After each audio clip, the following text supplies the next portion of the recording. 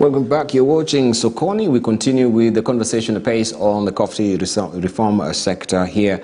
And now I want just to hear from Dr. Collins Odote on this new development so far. And maybe we can even hark back to 1970 when the country used to sell almost 1,060,000 bags of coffee.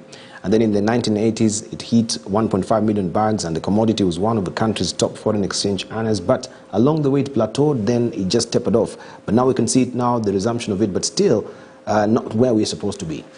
Briefly. Thanks, Ivan. And first, before I say what I wanted to say, I think let me congratulate Professor K. I think this is historic and well done, Prof. And I say so because just last week, I was having lunch with an ambassador to one of the countries, and he made a very fundamental statement. He told me, no, Prof, as a country, we don't grow coffee beans at all, but we're amongst the largest exporters of coffee. That was an ambassador, and he told me, you know, the problem for this country are very basic. Number one, you do not focus on value addition. You do not focus on the market. And you know, the story of the coffee is not the story of coffee. It's the story of all our products.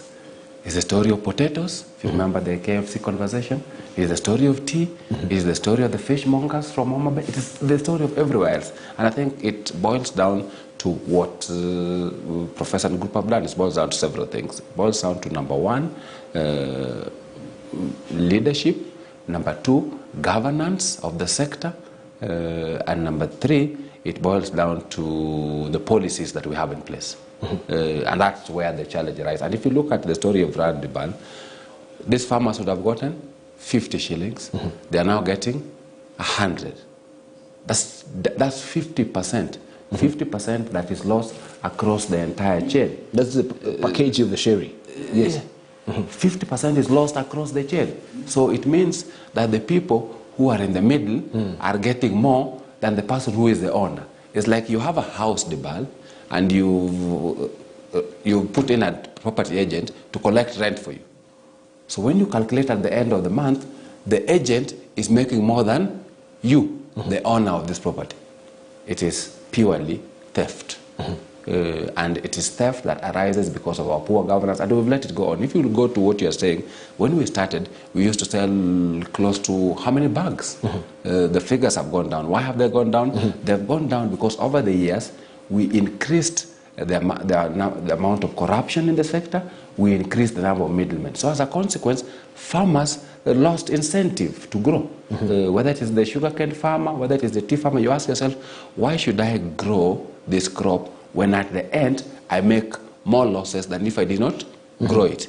If I spend 1,000 shillings to grow crop X, if at the end of the year I am told I'm going to be making 1,200, the next year I'm told I'm going to be making 1,100, the third year I'm making 900, so it means I'm spending more than I'm getting. And even that later that I'm getting, I don't get it on time. The question you ask yourself, why should you invest? So farmers, if you remember, there are times coffee farmers in Central were uprooting the coffee trees. Yes. And they were doing so because of this fundamental issue. So for me, I think it demonstrates the ban, and I think a call also for the Honorable Nyas, but I think even the Parliamentary Committee did some report in 2019. It's a call that if all of us focus on A, putting in the policies in place, secondly, if we focus on realizing that those policies must serve our people, and thirdly, if we focus on realizing that Kenya is a competitive country, but we need to ensure that we have the right environment, not just for investors. Because I hear a lot of folks saying, you know, let us attract foreign investors. Foreign investors are good, but we must have an environment which is good, both for our farmers, our citizens, and also for investors. And this is a demonstration that it is possible with just concerted effort. It's possible indeed. Let me just cross over to Honorable Sakwa on this as well, because this particular conversation and the reforms began by Honorable Dr. Eseli, who one time visited the Coffee Research Institute and was shocked on how deplorable condition it was by then.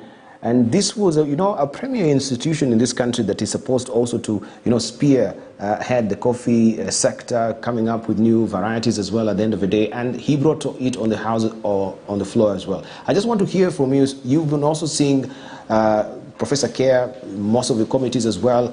You can give us just an indication, how has Parliament also been supportive on this? Thank you, Debal.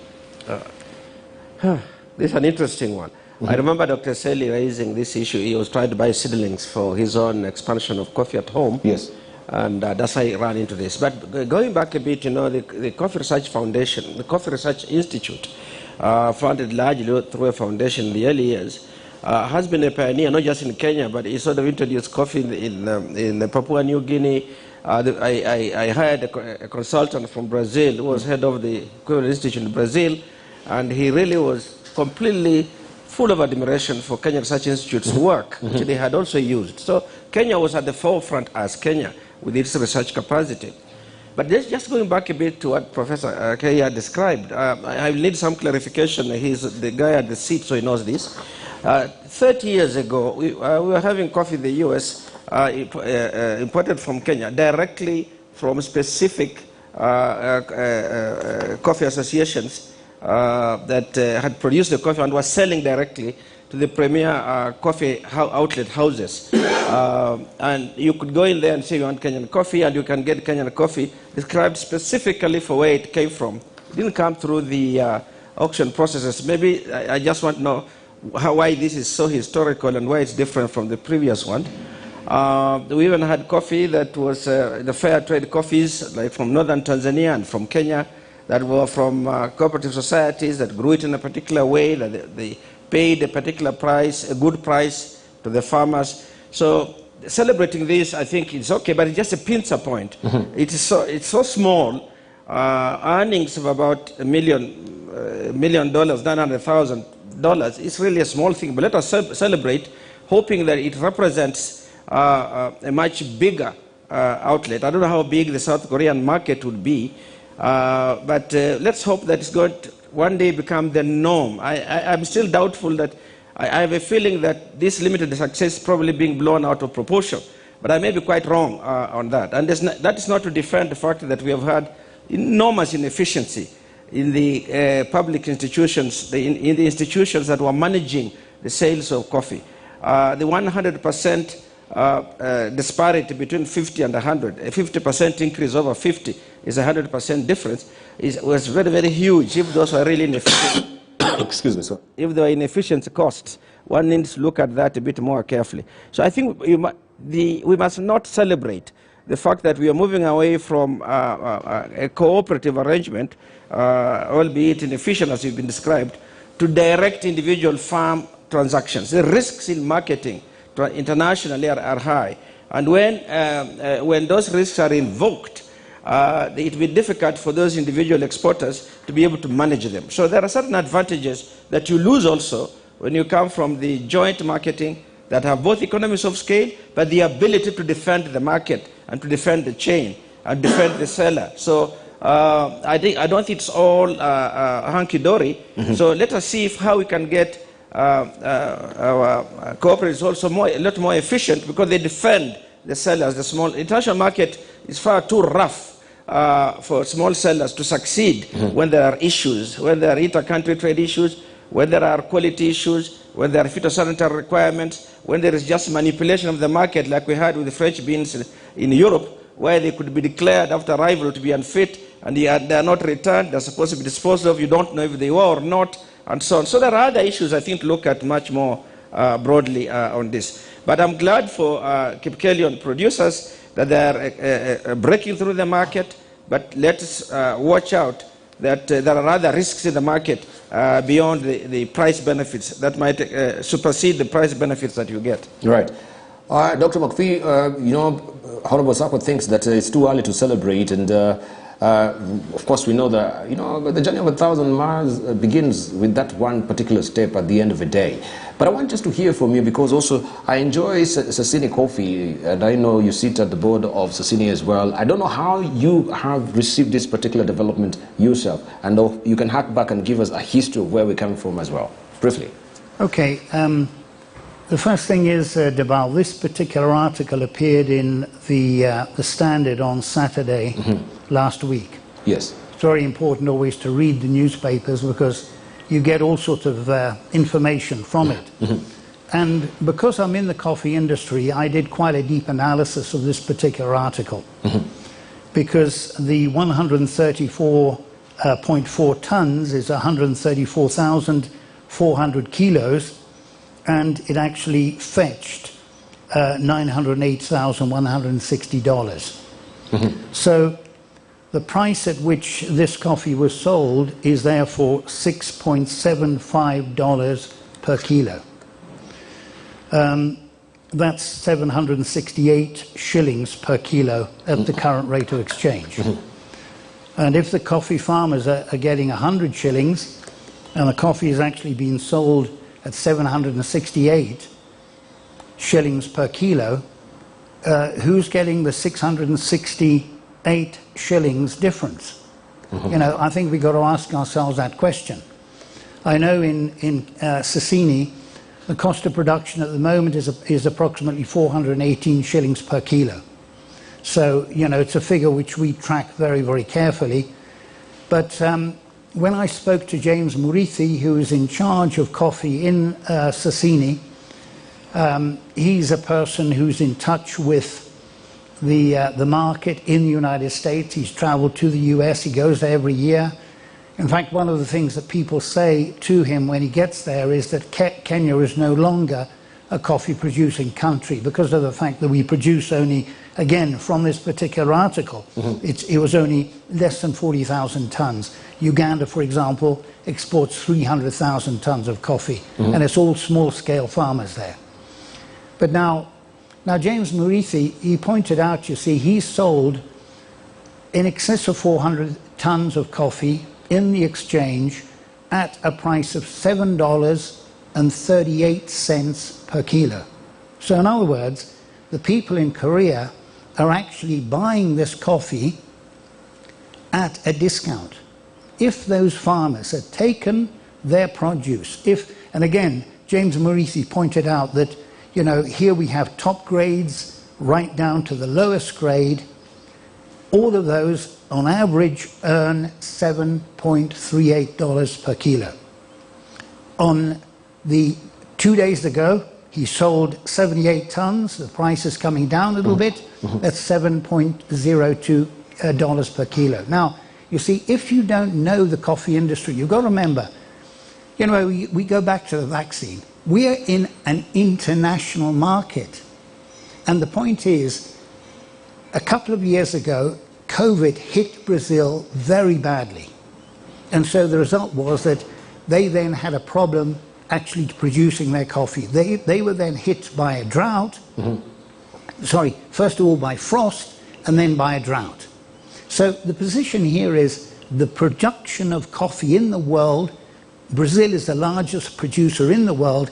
When that goes down, supply and demand, the price goes up. So in this particular case, this is the reason why Kenya has this year been selling coffee at a very, very good price, even through, as I say, look, you know, that coffee exported to South Korea was actually sold at a discount. Those farmers could have got $7.38 per kilo. And as Honorable Bunyasi said, you know, James Murithi, for a single farmer, he actually sold some produce. It was a ton of coffee, okay? He sold this at $10 per kilo. So James Murithi will not sell in a private treaty unless you're going to get a better price than you get on the coffee exchange, the Nairobi Coffee Exchange. So, you know, we jubilate and we say this is absolutely fantastic. What is the reality on the ground? I told you yesterday, I want to speak about facts. I don't want to speak about things about which I know nothing. I know coffee. Why? Because I'm the chairman of Sokoni. And, you know, we've got to understand, you know, let us, this gentleman, this particular person who wrote this article, Patrick Alushula, he has got to do his research properly. Because, you know, did he find out the price on the exchange? And, you know, as I say, I examined this thing very, very carefully. Why? Because, you know, I asked James, I said, look, James, you know, these people are getting $6.75 per kilo. What are we getting? And he then gave me this information, which I've just given you now. But I think it's terribly important, you know, that, you know, to my mind, we have too much regulation in Kenya. And this is one of the problems, you know. For example, these farmers can actually export their produce directly. Can people who are growing macadamia nuts export their produce? The answer is no. The law is against them. Thank you, Dr. McPhee. I just want to give Professor Care on that note as well, to just tell us about this particular pricing. What really informed the pricing? Because I think that is a big issue as well compared to international market. Why is South Korea also getting it at a discounted price? Is this an incentive maybe to lure them? Or maybe you can tell us more about that. So, and that particular difference of 680 shillings that is just lost in the shuffle, would you maybe care also to tell us where is it going? Okay, thank you, Diba. Let me first of all start with, I think, Prof. Comment, and I think also Mheshimiwa, and I think also I can respond to Dr. McPhee's comment. I think Prof. captured this issue very succinctly. Okay. You have a marketer, like, Sokoni, who is supposed to be employed by the farmer. Mm-hmm. He's the one who's taking the coffee. He's the one who knows the price, mm-hmm. and he's the one who receives the money and decides when to give the farmer. So imagine, and he put it very simple. You employ somebody to go and collect, rent for you. Mm-hmm. This is the same person who knows how much that rent is, because in most cases, the farmer have no idea. Then this is a person who's given the money, and he decides when to pay the person who employs them. Why is it historical, Mheshimiwa? It is historical in the sense that under the previous regime, you still have direct sales. There were still people who are selling coffee directly to the US and whatever, and another destination. But that sale was again still done through a marketer. So the farmers they were always in the dark. They didn't know how much these prices was, even how much they are paid. Mm-hmm. What I think McPhee is saying and Muribe is saying, there's no idea the farmer knows how that coffee was sold. The person who owns that coffee, he has no idea whether that coffee was sold to 10 shillings or whatever amount was sold. So what's so historical about this particular transaction, the farmer themselves through the cooperative were negotiating these prices with the buyer. Now, mind you, in this transaction, under the pre-sale regime, they still have to pay the marketer. They still have to pay the mirror.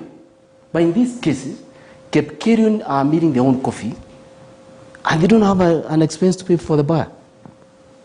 It might look as if it's cheap, but the return the farmer has getting is much higher than what they would have got going through Sokoni. It's true, Morid would have sold for 10 shillings. But how much money is this going to the farmer? But where is that particular aspect of also marketing? Because I think also Honorable Sako is raising that particular, which is very pivotal at the end of the day. Do they have the wherewithal of marketing their own coffee? But you see, Diba, I mean, that's a myth that we need to demystify here. Yeah. There's nothing very difficult to market your own coffee. And that the myth has been perpetuated all throughout, that the marketing is this very difficult.